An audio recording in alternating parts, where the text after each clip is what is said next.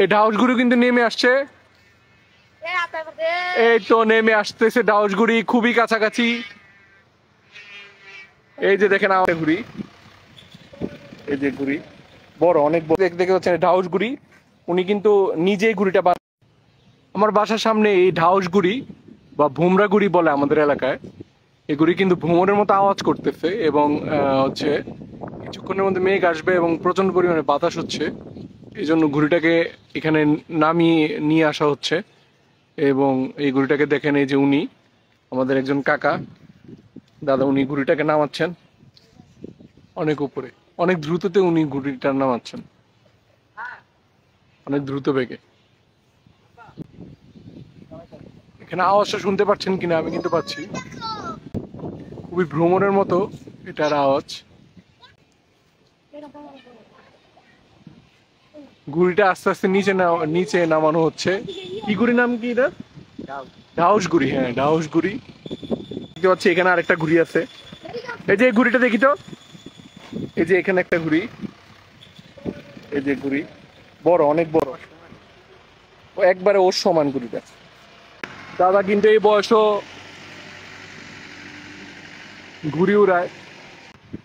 এটা নিচে খুব কাছাকাছি চলে আসছে, নিচে নামিয়ে আনার পর আমরা কাকার সাথে এই বিষয়ে একটু কথা বলবো, এই ঢাউসগুড়ির বিষয়ে। ওনার অনেক বছরের অভিজ্ঞতা, কিছুক্ষণের মধ্যেই ঘুড়িটা নিচে নেমে আসবে। অনেক উপরে উঠছিল ঘুড়িটা, তাও কিন্তু অনেকখানি। এই ঢাউসগুড়ি কিন্তু নেমে আসছে, এই তো নেমে আসতেছে ঢাউসগুড়ি, খুবই কাছাকাছি। এই যে দেখেন আওয়াজ, এই যে ঢাউসগুড়ি সহ। কাকা আপনার কি নাম? সেলিম। আপনার কয়টা ঘুড়ি আছে এরকম? দুই তিনটা। কত বছর যাবত এই ঘুড়িগুলো বানান আপনি? ছোট থেকে এখনো মানে শখ যায় না এখনো বানান? মানে প্রতি বছর কি এই সময় কি এটা বানান? আচ্ছা, এই ঘুড়িটা সম্পর্কে একটু কিছু বলেন আমাদেরকে, কিভাবে বানান এটা? এটা ভালো ধারে দাও লাগে, শুরু করে সুন্দর করে বইবে কেমন লাগে। এগুলো কি আপনি নিজেই বানান না বিক্রি করেন নাকি? কেউ যদি কিনতে চায়? অনেকে বিরক্ত করলে কেমন লাগে তাও। একটা ঘুড়ির পিছনে কত টাকা খরচ হয়? কত টাকা?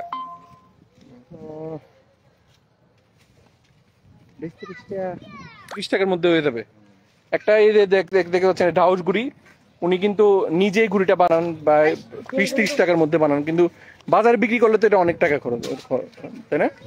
এই যে এটা ঢাউসগুড়ি বলে, এটা কি এই অঞ্চলে ঢাউসগুড়ি বলা হয়? ভালো কাগজ দিয়ে চাইতে গেলে আবার একটা কাগজ কিনতে লাগবে 50 টাকা। 50 টাকা। আচ্ছা আচ্ছা, আপনি তো এই বয়সে ঘুড়িটা উড়াচ্ছেন, ঘুড়িটা নেন তো, হাতে নেন একটু, আপনারা একটু দেখি। এই যে কাকা কিন্তু ঘুড়িটা কিছুক্ষণ আগে উপর থেকে নামালেন, আমি কয়েকদিন যাবত কাকারে দেখতেছি এই জায়গায়। খুবই সুন্দর ঘুড়িটা।